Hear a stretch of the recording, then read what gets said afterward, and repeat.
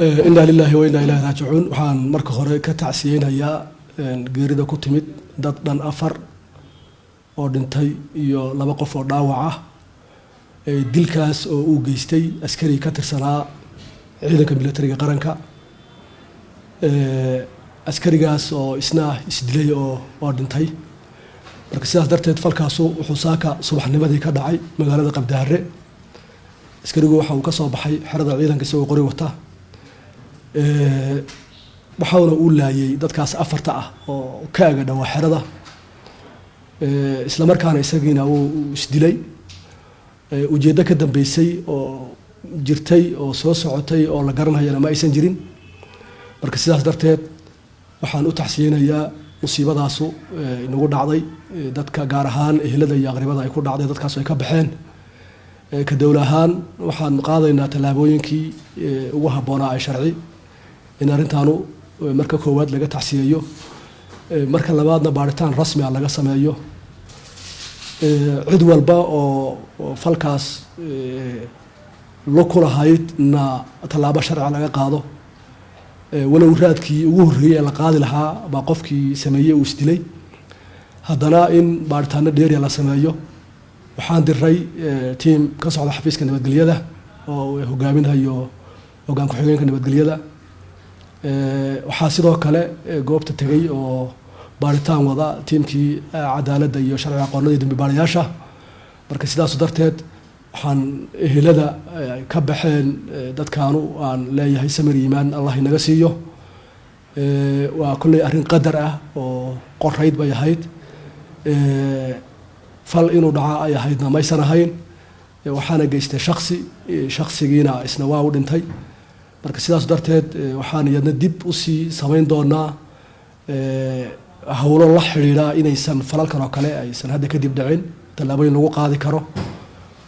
marka sidaas darteed askarigii anshax xumaa falkan geystay uu ka baxay meeshii tiimaankaana kulli meesha tagayaan markay tagaan baaritaan rasmi ah bay sameynayaan sidoo kale ciidanka militariga qaranka saraakiil ka socota iyadna meesha tagaysa marka sidaas darteed baaritaanadaas natiijada ka soo baxdana waanu la wadaagi doonaa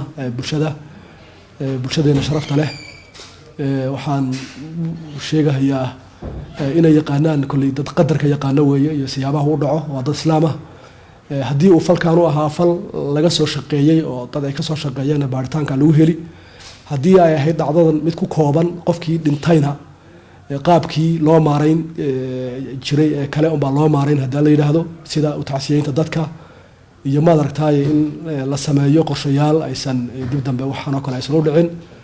marka dhacdaduna qaabkaas ay u dhacday askari ka soo baxay xerada ciidanka qori sitay iyo wuxuu laayay dadkan oo xerada ciidanka kaaga dhawaa isagiina markii uu dadka laayay waa uu isdilay guud ahaan xaaladda guud ee amniga deegaanka waa nabadgelyo shaqooyinka amniguna si fiican bay u socdaan iyadoo la iska ashanayo bulshada marka bulshadeena Soomaaliyeed gaar ahaan ku dhaqan deegaankeena waa bulsho nabad jecel weeye iyaga baana inta ugu xoog badan amnigooda sugta iyaga oo kaashanaya ciidamadooda deegaanka marka sidaas darteed waxaan ku dhiirigelinayaa bulshada inaanu amnigeena si adkaysano si adkeynta amnigeena waxay aasaas u tahay helitaanka horumarkeena iyo inay dadkeenu helaan nolol habboon amnigu nolol ka soo hadhay ma ay jirto ciidamadeena